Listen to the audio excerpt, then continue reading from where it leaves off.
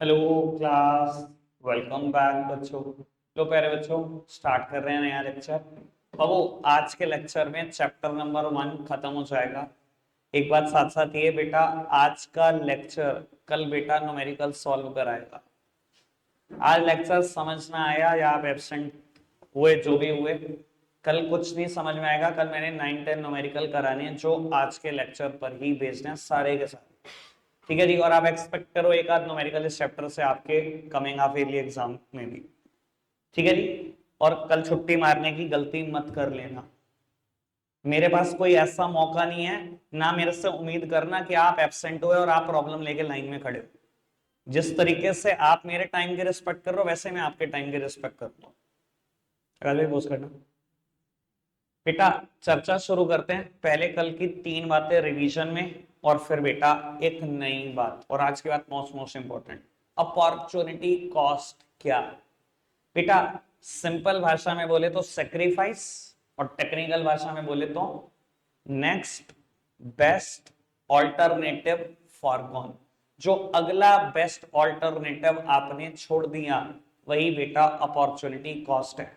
कल मैंने डिसाइड की थी बेटा एक बात, कि अगर मैं प्रैक्टिस में आ गया और 1 लाख रुपए महीना कमा रहा हूं, और मैंने 2 जॉब छोड़ी, एक 90,000 रुपए महीना की, एक 75,000 रुपए महीना की, तो प्रैक्टिस को ज्वाइन करने की मेरी अपॉर्चुनिटी कॉस्ट कितनी है? 90,000 और 75? 90,000। नेक्स्ट बेस्ट ऑल्टरनेटिव फॉरगॉन, जो अगला बेस्ट छोड़ा। अगला बेस्ट 75,000 नहीं 90,000 था। 1 लाख के बाद 90,000 ही था। ठीक है ना जी बाबू, जिसके मुंह से वाणी निकल रही है अभी निकल जाएगी थोड़ी देर में। जाना है ना घर आधे घंटे बाद? इच्छा है बोल देना बाबू। इसके बाद एक टॉपिक कराया था मैंने, एमओसी, मार्जिनल अपॉर्चुनिटी कॉस्ट। बेटा 2 वर्ड हैं अलग अलग, मार्जिनल अलग और अपॉर्चुनिटी कॉस्ट। मैंने थोड़ा सा एनालिसिस करने की कोशिश करी। अपॉर्चुनिटी कॉस्ट का मतलब सेक्रीफाइस सही है। और जब भी बेटा ये मार्जिनल वर्ड आता है, मैंने बोला था एक वर्ड आपको पक्का दिखेगा ही दिखेगा इसके मीनिंग में, 1 एडिशनल यूनिट। करी हुई है बात पहले भी। जब भी मार्जिनल वर्ड आएगा 1 एडिशनल यूनिट, ये वर्ड देखने को ही मिलेगा, और इस साल में कम से कम 20 जगह पर आएगा। ठीक है ना जी। जिन्होंने पढ़ा मार्जिनल यूटिलिटी आइडिया है, जिन्होंने मार्जिनल प्रोडक्ट पढ़ा है आइडिया है। अभी घबराओ नहीं, आगे बढ़ जाओ तो मार्जिनल कॉस्ट, मार्जिनल रिवैल्यू, सब कुछ बहुत बार पढ़ना है बेटा। तो बाबू बात बड़ी सिंपल सी है। एक एडिशनल यूनिट एक कॉमोडिटी की बनाने के लिए आपने दूसरी कॉमोडिटी की जितनी भी यूनिट सेक्रीफाइस करी वही एमओसी है। कल मैंने बेटा बात समझाने की कोशिश करी। मान लो बेटा आप एक कंपनी हो होंडा, और आप 2 कॉमोडिटी बना रहे हो, 2 व्हीलर एंड 4 व्हीलर, और बेटा आपके पास 500 लेबर काम करती है और 50 मशीनरी है। बेटा सब सामने देखते हैं बाबू, 500 लेबर पूरे के पूरे 10 घंटे काम कर रही है। 10 घंटे ही करा सकते हैं मैक्सिमम काम, मान लो इंडिया का लॉ कहता है, और 10 के 10 घंटे काम करा रहे हैं। और एक मशीनरी 20 घंटे चल रही है, 20 से ज्यादा चलाएंगे खराब हो जाएगी, और पूरे 20 के 20 चल रही है। और इतना होने के बाद मान लो कार का प्रोडक्शन हो रहा है, कुछ भी समझ लो 500 कार बनती है, और एक्टिवा प्रोड्यूस हो रही है बेटा 10,000। ये होंडा प्रोड्यूस कर रहा है। और मैं कहूं बेटा, टॉप मैनेजमेंट ने कहा कि इस बार 500 नहीं 501 कार चाहिए। तो बाबू जब ये 100% यूज हो रहे थे, तो बाहर से तो कोई लेबर भी नहीं आई होगी, कोई मशीन भी नहीं आई। यानी कि मैंने कुछ तो एक्स्ट्रा लेबर, कुछ तो एक्स्ट्रा मशीनरी इस कार के प्रोडक्शन में लगाई, यानी कि यहां से कुछ तो कम होगा। और मैंने कहा था मान लो एक्टिवा प्रोड्यूस हो गई 9997। तो बाबू मैं यही बताने की कोशिश कर रहा हूं, कार की एक एडिशनल यूनिट बनाने के लिए आपने दूसरी कॉमोडिटी की जितनी भी यूनिट सेक्रीफाइस करी, यही तो एमओसी है। ठीक है जी। और एमआरटी इसी बात को रेशो में कह देता था, मार्जिनल रेट ऑफ ट्रांसफॉर्मेशन। ये कह देता था ratio of unit sacrificed upon ratio of unit gained. यही होता है बेटा एमआरटी, है ना। सेम बात एमओसी वाली, बस एमआरटी इस चीज को कहता है रेशो में एक्सप्रेस कर दो। हमने रेशो ही एक्सप्रेस करा था, unit sacrificed upon units gained. याद है बेटा बात? कोई दिक्कत कोई परेशानी तो नहीं? इतना रिवीजन बहुत है मुझे लगता है, इससे पहले ज्यादा नहीं करा सकते ना, बार बार कराएंगे तो बाबू आगे का टाइम जाता रहेगा। क्लियर है बात? अब बाबू इससे रिलेटेड हम एक टॉपिक की चर्चा शुरू कर रहे हैं। कुछ बातें ना बेटा मान जाना, मेरे सीक्वेंस से याद करना, बहुत खुशी होगी। अगर अपॉर्चुनिटी कॉस्ट के बाद आपने नोट्स देखे और सीधा यहां से पढ़ना शुरू कर दिया, बस हो गया काम। एमओसी ही पढ़ना, एमआरटी ही पढ़ना, जो अभी 1-1.5 पेज के बाद है, फिर ये पढ़ना, ठीक है ना। ये तो मैं उनके लिए करता हूं जिनको मेरे नोट्स चाहिए होते हैं, बस कहीं होते हैं ना, बस आप नोट्स दे दो तो ले लो। आपको लगता है नोट्स पढ़ा सकते हैं तो नोट्स से पढ़ लो, गाइड सामने खड़ा है, नोट्स की तो कोई वर्थ ही नहीं है। चलो जी बाबू, पीपीसी प्रोडक्शन पॉसिबिलिटी फ्रंटियर, बेटा इतना कॉमनली यूज्ड नेम ये नहीं है पीपीएफ, बेटा कॉमनली यूज नेम है पीपीसी प्रोडक्शन पॉसिबिलिटी कर्व। कुछ लोग प्रोडक्शन पॉसिबिलिटी बाउंड्री भी बोलते हैं, तीनों नाम इसी के हैं, जो मर्जी बोल लो, पर बाबू मैं बार बार नाम यूज करूंगा पीपीसी प्रोडक्शन पॉसिबिलिटी कर्व, ठीक है। पूरा मत पढ़ना, जितना मैं पढ़ रहा हूं उतना ही पढ़ने की कोशिश करना। मैंने पढ़ा PPF refers to the graphical representation, मुझे नहीं पता किस चीज के, आगे कुछ नहीं पढ़ना, कुछ भी नहीं पढ़ना, ठीक है ना। इंसान को जो मना करा जाए वही करता है इंसान, नहीं पढ़ना तो मतलब नहीं पढ़ना। अच्छा ये तो पता होगा, इंसान को जो मना करा जाए वही करता है इंसान। एक्टिविटी कराई है कभी आपके बैच में? चलो आज कर लो, आज पोस्ट करना। बेटा हम बात कर रहे हैं प्रोडक्शन पॉसिबिलिटी कर्व की, मैं बाकी बातें बाद में बताऊंगा, पर मैंने इतना पढ़ लिया, प्रोडक्शन पॉसिबिलिटी कर्व में मैं ग्राफिकल रिप्रेजेंटेशन करने जा रहा हूं किसी चीज की, यानी कि ग्राफ बनाने जा रहा हूं, एक बेटा कर्व जैसी चीज में बनाने जा रहा हूं, है ना। बाबू किस चीज का कर्व है वो बात की बात है, पर कर्व बनेगा जरूर, इतनी बात, कोई दिक्कत कोई परेशानी तो नहीं, ठीक है जी। आगे बढ़ सकते हैं बाबू, आज थोड़े से स्पीड पकड़ूंगा मैं, वरना मुझे नहीं लगता आज मैं पूरा कर पाऊंगा चैप्टर। बेटा इस ग्राफ को प्लॉट करने के लिए ना मैंने कुछ असम्पशंस लिए हैं, और मेरी असम्पशन ये है बाबू, इकोनॉमिक्स ने ये पर्टिकुलर कंसेप्ट दिया है और उन्हीं की असम्पशन है, और असम्पशन में उनको ज्यादा हेराफेरी कर भी नहीं सकता, उनकी असम्पशन है, ऐसे कैसे चलेंगे आपको रटनी है, पर मैं पूरी कोशिश करूंगा कि मैं अच्छे से समझा सकूं। पहली असम्पशन कहता है amount of resources in an economy is fixed but these resources can be transferred from one use to another. कहता है एज्यूम कर लो इकोनॉमी में रिसोर्सेस फिक्स्ड हैं, मैंने मान लिया बेटा इकोनॉमी में रिसोर्सेस उतना ही है, 500 ही लेबर है, 50 ही मशीन है। मैंने होंडा के जो एग्जांपल दिया ना, मैं ऑलरेडी सारी असम्पशन पूरी कर चुका हूं, वो आपको नहीं पता, आप पता लग जाएंगे। 500 ही लेबर है, 50 ही मशीन है, बस हो क्या सकता है बेटा, रिसोर्सेस ट्रांसफर हो सकते हैं एक यूज से दूसरे यूज में, यानी कि एक्टिवा नहीं बनाओगे तो कार बना लोगे, कार नहीं बनाओगे तो एक्टिवा बना लोगे, बस रिसोर्सेस को आप ट्रांसफर कर सकते हो एक इस्तेमाल से दूसरे इस्तेमाल, रिसोर्सेस बदलेंगे नहीं। वंश भाई विवो सामने देख लो, आराम से पीछे होकर बैठ जाओ। समझ में आया तेरी पहली असम्पशन? क्लियर है बात? आगे बढ़ाओ जी, दूसरी असम्पशन कहता है with the help of given resources only 2 goods can be produced. मैंने पहले ही ऐसा एग्जांपल लिया हुआ है कि सिर्फ 2 ही गुड्स माने, तीसरा मायना ही नहीं, एक एक्टिवा दूसरा होंडा सिटी, एक 2 व्हीलर एक 4 व्हीलर, ठीक है जी। मैंने पहले ही कह दिया कि मैं सारी असम्पशन पूरी कर चुका हूं। तीसरी बात, resources are fully and efficiently used, resources 100% use हो रहे हैं, मैंने पहले ही एग्जांपल ऐसा लिया। इंडिया में लॉ है 10 घंटे से ज्यादा लेबर काम नहीं कर सकते, आप पूरे 10 घंटे करा रहे हो। मशीन 20 घंटे से ज्यादा काम नहीं कर सकती, 1 मिनट भी चली तो खराब हो जाएगी, आप पहले ही 20 घंटे काम करा रहे हो। 100% यूटिलाइज हो रहे हैं रिसोर्सेस, ठीक है। तीनों असम्पशन पूरी। चौथी assumption, resources are not equally efficient in the production of all product, so when resources are transferred from one production from one product to another होगा, द प्रोडक्टिविटी विल डिक्रीज। सामने देखना बेटा, बाबू कह रहा है रिसोर्सेस इक्वली एफिशिएंट नहीं है हर goods का प्रोडक्शन करने में। बाबू एक बात बताओ, आप जब पांचों सब्जेक्ट पढ़ते हो, 5 हैं आपके पास सब्जेक्ट, एक जैसी परफॉर्मेंस आती है? आज इकोनॉमिक्स पढ़ना शुरू करो, मान लो आपके फेवरेट्स में से एक है, ठीक है, बोल के देखो कोई नहीं है, मैंने जुत्ती उतार लेनी आज। एक और फेवरेट है कि नहीं है बाबू आपकी? नहीं है? बोर्ड के पेपर की कसम है, 12th के।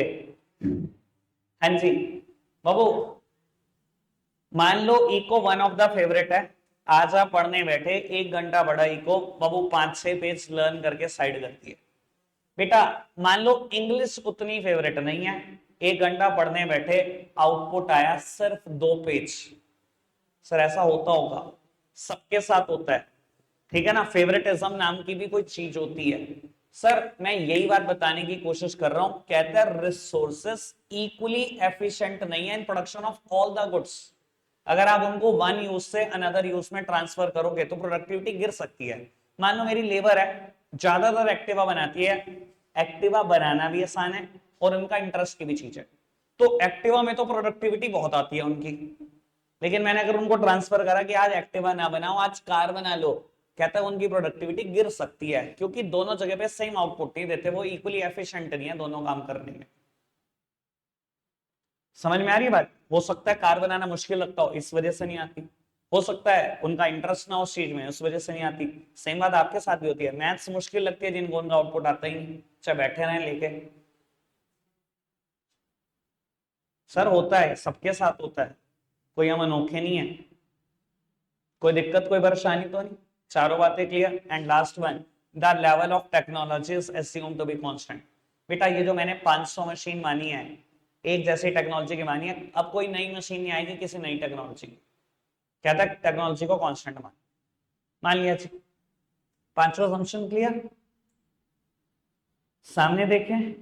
चलो जी बाबू, अब मैं पढ़ाने जा रहा हूं शेड्यूल और कर्व, और फिर पीपीएफ की भी बात कर, ठीक है ना, मेरे सीक्वेंस से ही करना आसान पड़ेगा थोड़ा सा, आप करके देख लेना अपने सीक्वेंस से, थोड़ा मुश्किल ही पड़ेगा बाबू। अब मैं पढ़ाने जा रहा हूं सबसे पहले production possibility schedule then curve. बेटा बहुत सारे टॉपिक ऐसे आएंगे जहां पहले आपको शेड्यूल पढ़ना पड़ेगा फिर कर्व। बेटा कर्व क्या होता है? कर्व होता है बेटा किसी भी चीज को ग्राफिकली रिप्रेजेंट करना, और शेड्यूल क्या होता है बेटा? किसी भी चीज को टेबल की फॉर्म में, टेबुलर फॉर्म में प्रेजेंट करना। तो बेटा आप टेबल कभी नहीं बोलेंगे इसको, हमेशा बोलेंगे शेड्यूल, और बेटा ग्राफिकल प्रेजेंटेशन कभी नहीं बोलेंगे, हम बोलेंगे कर्व। सिंपल मतलब चाहिए यही, ठीक है। तो बाबू मैं बनाने जा रहा हूं प्रोडक्शन पॉसिबिलिटी शेड्यूल, सब सामने देखेंगे। मैंने क्या करा बेटा, सारी पॉसिबिलिटी लिख ली कि मैं 500 लेबर का यूज कराकर, 50 मशीनरी का यूज कराकर कितनी एक्टिवा बना सकता हूं और कितनी कार्स बना सकता हूं। सारी पॉसिबिलिटी लिख दी जितनी भी हो सकती है, ठीक है जी, आराम से सुनते जाना। सारी की सारी पॉसिबिलिटी लिख लो, जितनी भी कॉम्बिनेशन बैठ सकते हैं आपके हिसाब से। कितनी कार बनी तो इतनी एक्टिवा बनेंगी, इतनी कार बनी तो इतनी एक्टिवा, उतनी एक्टिवा तो उतनी कार, सब पॉसिबिलिटी लिख लो, ठीक है जी। मैंने सारी पॉसिबिलिटी लिखने की कोशिश करी। वो बात अलग है कि यहाँ पर नाम अलग है, गन्स और बटर है, ठीक है जी। मान लो बेटा आपके दिमाग में ये चीज एक्टिवा और ये कार्स। मैंने देखा कि अगर मैं 500 की 500 लेबर, 50 की 50 मशीनरी सिर्फ एक्टिवा में लगा दूं, कार का प्रोडक्शन इस साल करते ही नहीं, तो कितनी बन सकती हैं एक्टिवा? बाबू मैंने देखा कि सारे वो 10 घंटे लेबर काम कर ले, 50 की 50 मशीनरी 20 के 20 घंटे रुके ना, तो 21 एक्टिवा बन सकती हैं और कार कुछ नहीं बनेगी, ठीक है जी। मैंने कहा आगे बढ़ाओ। अच्छा अगर मैं एक कार प्रोड्यूस करूं तो क्या होगा?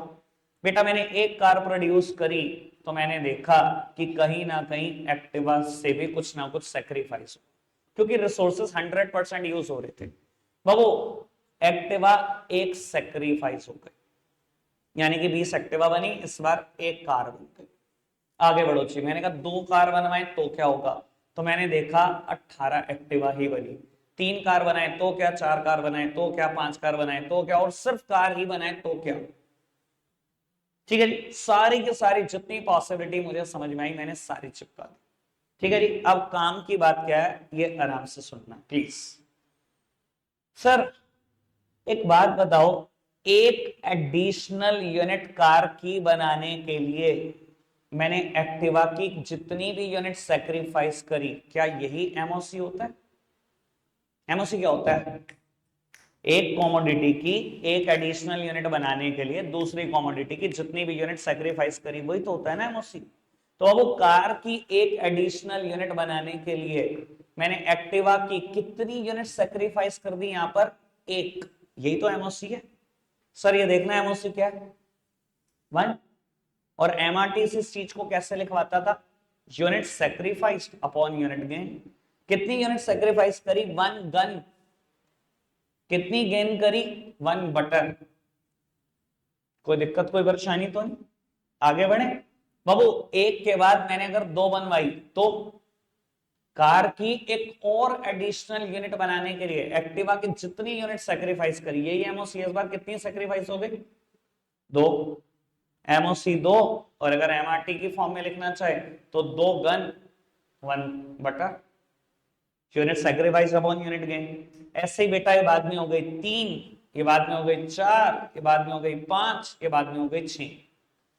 यार ये ऐसा क्यों हो रहा है, मैं नहीं कह रहा ना, ऐसा लॉ कहता है ऐसा, ठीक है जी। और मैंने कल एक लाइन छोड़वा दी थी, वो इसलिए वजह से छोड़वाई थी, मुझे पता है ना जितनी लेवल ऑफ अंडरस्टैंडिंग है उतना ही पढ़ाओ, तभी कहता हूँ मेरा सीक्वेंस बहुत बेटर है। यहां से लेकर यहीं तक पढ़वाया था आपको, अब पढ़ना है जरा दूसरी लाइन, क्लियर हो जाएगी बात।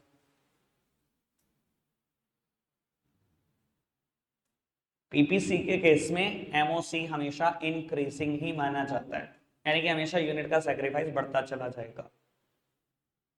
कोई दिक्कत कोई परेशानी तो नहीं, पक्का से अच्छे से क्लियर हो गई ये बात। एक बार ना ये शेड्यूल दोबारा अच्छे से देख लो, क्योंकि मैं यहाँ चर्चा करने वाला हूँ थोड़ी सी और। शेड्यूल अच्छे से देख लो, बिल्कुल अच्छे से। हैव डन बाबू, मेरे को ग्राफिकल प्रेजेंटेशन करानी है। आओ जी, ग्राफिकल प्रेजेंटेशन जो बच्चे पहली बार कर रहे हैं वो और अच्छे से सीखें। X axis origin, Y axis सबको पता है। एक्स एक्सिस पे भी कुछ ना कुछ लोगे, वाई पे भी कुछ ना कुछ लोगे, पर क्या मैं कोई भी चीज किसी भी एक्सिस पे ले सकता हूं, नहीं बेटा। कर्व कभी ठीक नहीं बनेगा ऐसे सोचोगे तो। जिस भी चीज की यूनिट सैक्रिफाइस की है हमेशा वाई एक्सिस पे उसको चिपका दो। गन सैक्रिफाइस कर रहे थे ना एक के बाद एक, और बटर को गेन कर रहे थे, तो अब वो गन्स को यहां चिपका दो। यानी कि बेटा मैंने वाई एक्सिस पे लिया यूनिट्स ऑफ, ठीक है। जिसकी भी यूनिट सैक्रिफाइस करेंगे हमेशा वो वाई एक्सिस पे दिखना चाहिए। केशव भाई सामने देख लो यार, क्या हो गया, सब ठीक बाबू। बटर को मैंने ले लिया एक्स एक्सिस पर, कोई दिक्कत तो नहीं। 1 2 3 4 5 6, ठीक है। यहां पर बेटा मैंने 3 3 का गैप ले लिया,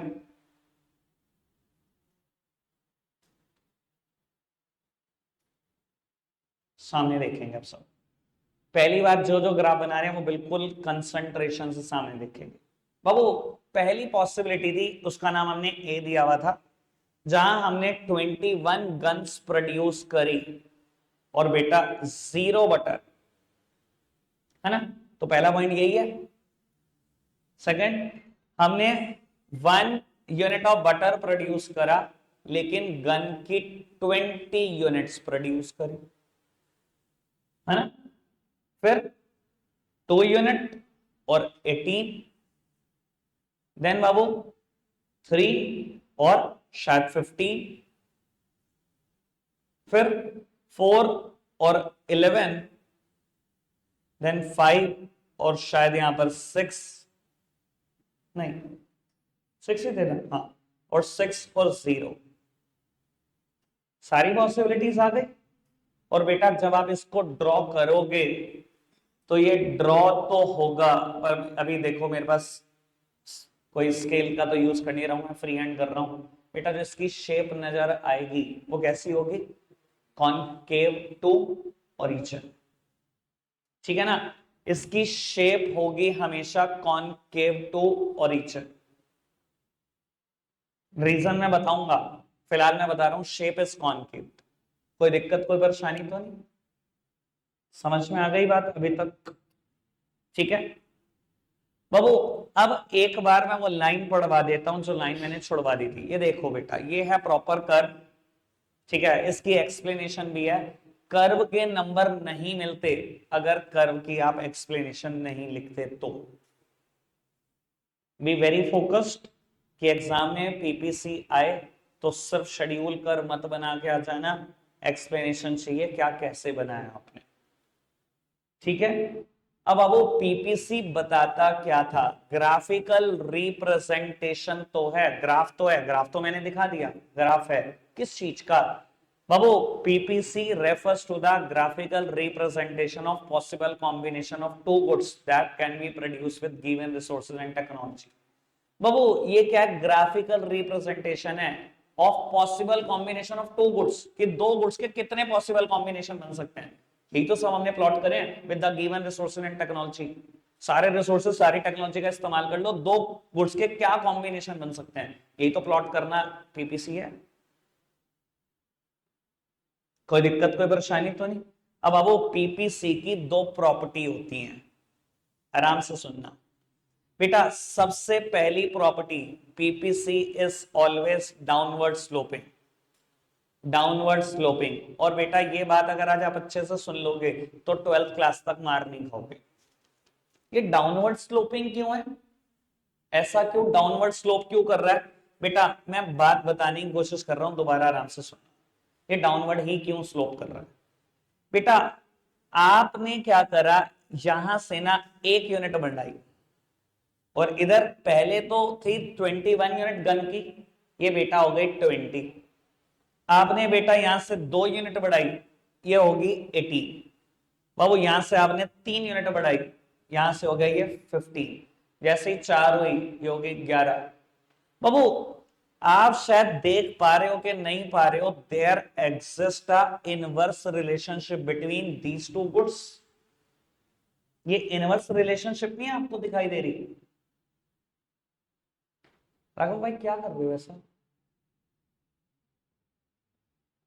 बेटा ये इनवर्स रिलेशनशिप नहीं दिखाई दे रही आपको कि एक चीज अगर बढ़ रही है, ये देखो बढ़ता जा रहा है इसका प्रोडक्शन, तो बेटा दूसरे का गिरता ही चला जा रहा है production. There exist a inverse relationship. और बेटा जब भी दो चीजों के बीच में इनवर्स रिलेशनशिप होती है ना, कसम खा लो, कर्व इज डाउनवर्ड स्लोपिंग और कर्व इज नेगेटिवली स्लोप्ड। कुछ ही कह लो, दोनों बातें बिल्कुल ठीक है। डाउनवर्ड स्लोपिंग या नेगेटिवली स्लोप्ड एक ही जैसी बात होती है। समझ आ रही बात? ये बात मैं आज के लिए नहीं बता रहा हूं, सिर्फ लाइफ टाइम बात है ये। अभी 12th क्लास में बहुत सारे ग्राफ बनाने हैं। समझ में आ रही है बात? पक्का से। और बेटा मैं ना हर चीज को डाउनवर्ड स्लोपिंग कह दूंगा, इसका मतलब सिर्फ कॉनकेव से लेना देना कुछ नहीं है इसका। इधर देखना, अगर कर्व ऐसा हो तो भी डाउनवर्ड स्लोपिंग है, ऐसा हो तो भी डाउनवर्ड स्लोपिंग है, ऐसा हो तो भी डाउनवर्ड स्लोपिंग है। अगर दो चीजों के बीच में इनवर्स रिलेशनशिप होगी तो पक्का पहली तो बात डाउनवर्ड स्लोपिंग की आएगी, दूसरी बात तो बहुत बात की है। और अगर अच्छा दो चीजों के बीच में बेटा डायरेक्ट रिलेशनशिप हो तो एक बढ़े तो दूसरा बढ़े। Sir curve is a positively sloped curve. देखो कैसे, मैं कहूं मैंने 1 यूनिट बनाई तो यहां से 5 यूनिट बनी दूसरे प्रोडक्ट की, यहां से 2 बनाई तो दूसरे की 10 बन गई, यहां से 3 बनाई तो वो इसकी 15-20 बन गई, यहां से 4 बनाई तो इसकी भी 20-25 बन गई। सर अगर एक बढ़ रहा है और दूसरा भी बढ़ रहा है, कर्व हमेशा पॉजिटिवली स्लोप्ड कर्व है from left to the right. But बेटा अगर दो चीजों में है ही इनवर्स रिलेशनशिप, डायरेक्ट रिलेशनशिप नहीं है, इनवर्स रिलेशनशिप है, तो बेटा कर्व जो होगा वो नेगेटिवली स्लोप्ड होगा from left to the right. Left से राइट आने में वो हमेशा डाउनवर्ड स्लोप करेगा, नेगेटिवली स्लोप करेगा। समझ आई बात? पीपीसी की पहली प्रॉपर्टी क्लियर, क्यों ये डाउनवर्ड स्लोपिंग है? क्योंकि इनवर्स रिलेशनशिप दिखाई देती है दो गुड्स की। पक्का? अब आओ ये कॉनकेव टू ओरिजिन क्यों है? बेटा ड्यू टू एमओसी और ड्यू टू एमआरटी, कुछ ही कह दो बेटा, एक ही बात है। क्योंकि बेटा एमओसी बढ़ता हुआ है या कह लो एमआरटी बढ़ता हुआ है, इस वजह से कॉनकेव है। अच्छा एक बात बताने की कोशिश करता हूं मैं आपको, या आप करके भी देख लेना प्रैक्टिकल, कल न्यूमेरिकल भी आएगा, मैं खुद ही करके भी दिखा दूंगा। सर अगर मैं ये कहूं यहां अगर 1 यूनिट का गेन हो रहा था, 1 यूनिट का, 1 यूनिट का, 1 यूनिट का, 1 यूनिट का, हर लेवल पे 1 यूनिट का गेन हो रहा था, अगर मैं कह दूं हर यूनिट पे एक ही लेवल का सेक्रीफाइस हो रहा होता, तो आपसे बनाकर देख लेना, एक एक का सेक्रीफाइस करके देख लेना, या 19 कर लेना, या 18, 17, 16, 15, कर पता कैसे बनेगा? स्ट्रेट लाइन करके देख लेना, मार्क माय वर्ड्स। अगर बेटा एमआरटी कांस्टेंट हो जाए ना, ये एमओसी कांस्टेंट हो जाए, तो बाबू कर्व हमेशा स्ट्रेट लाइन बनने लगेगा। ठीक है? अभी तो एमआरटी और एमओसी इंक्रीजिंग दिखाई दे रहे हैं ना। अच्छा अगर डिक्रीजिंग हो जाते तो पहले 6 यूनिट का सेक्रीफाइस हुआ होता, फिर 5 का हुआ होता, फिर 4 का सेक्रीफाइस हुआ होता, फिर 3 का सेक्रीफाइस हुआ होता, फिर 2 का सेक्रीफाइस हुआ होता और फिर 1 का सेक्रीफाइस हुआ होता। अच्छा ये होता तो करके देख लो क्या आएगी शेप, कॉन्वेक्स आएगी। फिर कर्व पता है कैसे बनेगा, 1 पे 21 सॉरी 0 पे 21 है, 1 पे 15 है, 2 पर 6 है, फिर 3 है, फिर 1 है, फिर 0 है, फिर वो शेप ऐसे दिखाई देती है। तो बाबू ये जो कॉन्केव बन रहा है ना उसके पीछे सारी वजह एमओसी और एमआरटी है। ठीक है, एमओसी और एमआरटी को कांस्टेंट कर लो, स्ट्रेट लाइन आ जाएगी। इसको बेटा इंक्रीजिंग ऑर्डर में नहीं डिक्रीजिंग में करके देख लो, जो शेप होगी बेटा वो कॉन्वेक्स हो जाएगी। क्लियर हो? पक्का से कल सेम बात पे न्यूमेरिकल करके दिखा दूंगा, प्रूव कर दूंगा। आगे बढ़ जाए, ठीक है सर। अब मेरा मुद्दा अब 5 मिनट का बचता है। ये देखो मैंने ये बात समझा दी, प्रॉपर्टी ऑफ पीपीसी दो थी, पीपीसी का स्लोप डाउनवर्ड है और ये कॉनकेव शेप्ड है। रीजन मैंने सारे समझा दिए हैं, तब आगे बढ़ोगे तो बिल्कुल एक जैसी बात है। क्लियर इतनी बात? एक आखिरी टॉपिक शुरू करने जा रहे हैं बेटा, चेंज इन पीपीसी। बाबू टॉपिक का नाम है चेंज इन पीपीसी और बेटा चेंज दो तरीके का है, shift in PPC and rotation in PPC. लो जी आराम से समझना बाबू, शिफ्ट का मतलब क्या है और रोटेशन का क्या मतलब है पीपीसी में। बाबू हो सकता है इंग्लिश के हिसाब से दोनों सिनोनियम हो, एक जैसी बात मतलब हो, इकोनॉमिक्स के हिसाब से। शिफ्ट का मतलब अलग है, रोटेशन का मतलब अलग है। बाबू शिफ्ट का मतलब क्या है बेटा, change in the production capacity with respect to two goods, with respect to both the goods. अगर बेटा आपने बिजनेस में प्रोडक्शन कैपेसिटी बदली और दोनों गुड्स के लिए बदली, उससे मैं बोलूंगा शिफ्ट। और रोटेशन क्या है बेटा, change in the production capacity with respect to only one good, इसे बोलूंगा रोटेशन। समझाने के लिए करता हूं बाबू। अभी तक मैंने एग्जांपल लिया, 500 लेबर है, 50 मशीन है, मैंने प्रोडक्शन कैपेसिटी बदल दी।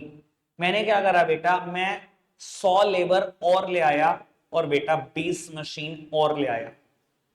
लेकिन बेटा ये जो 100 लेबर आई, ये 20 मशीन आई ना, मैंने कहा दोनों गुड्स बनाओगे आप, सिर्फ कार मत बनाने बैठ जाना या सिर्फ एक्टिवा मत बनाने बैठ जाना, दोनों बनाओ।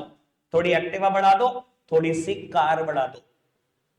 This is known as shift, change in the production capacity with respect to both the goods. मैंने प्रोडक्शन कैपेसिटी बदली लेकिन दोनों गुड्स के लिए बदली। और बेटा चेंज का मतलब एक, मतलब शिफ्ट का मतलब एक और बात से भी है, अगर मैंने 100 लेबर कम कर दी और 20 मशीन कम कर दी, ये भी बेटा शिफ्ट ही है। वर्ड क्या बोला मैंने, change in the production capacity. Change का मतलब सिर्फ बढ़ाना नहीं होता, चेंज का मतलब कम करना भी तो हो सकता है। Change in the production capacity with respect to both the goods. जब ये लेबर गई और मशीन गई, बाबू जो बची हुई लेबर है, मैंने क्या बोला, एक्टिवा का भी प्रोडक्शन कम करना और कार का भी, एक चीज का नहीं। ये दोनों ही बातें किसको डिनोट करती हैं बेटा, शिफ्ट को। ठीक है, change in the production capacity with respect to both the goods is known as shift in PPC. ठीक है सर, क्या फर्क पड़ जाएगा ये बता देता हूं। मैं यहां बता रहा हूं, ये मत समझ लेना कि कोई रोटेशन की बात चल रही है। ठीक है जी बाबू, पहले मेरा पीपीसी दिखने में ऐसा था, कॉनकेव। बाबू मैंने प्रोडक्शन कैपेसिटी एनहांस कर दी with respect to both the goods. मैंने कहा जी अब हम गन का भी प्रोडक्शन और बटर का भी प्रोडक्शन ज्यादा करेंगे, या कार या एक्टिवा दोनों का प्रोडक्शन बढ़ाएंगे। सर अगर मैंने प्रोडक्शन कैपेसिटी एनहांस की है, मेरा पीपीसी कैसा दिखेगा? समझदार हो तो बेटा पीपीसी शिफ्ट हो जाएगा राइटवर्ड्स। क्यों सर? अगर मैं सिर्फ गन्स बनाता था तो 21 बनती थी, बटर 0। अगर बाबू आज 100 लेबर और 20 मशीन आ गए, मैंने कहा पागलों की तरह गन बनाओ, तो 21 ही बनेंगी। इतने लोगों के आ जाने के बाद ऑब्वियसली ज्यादा बनेंगी ना।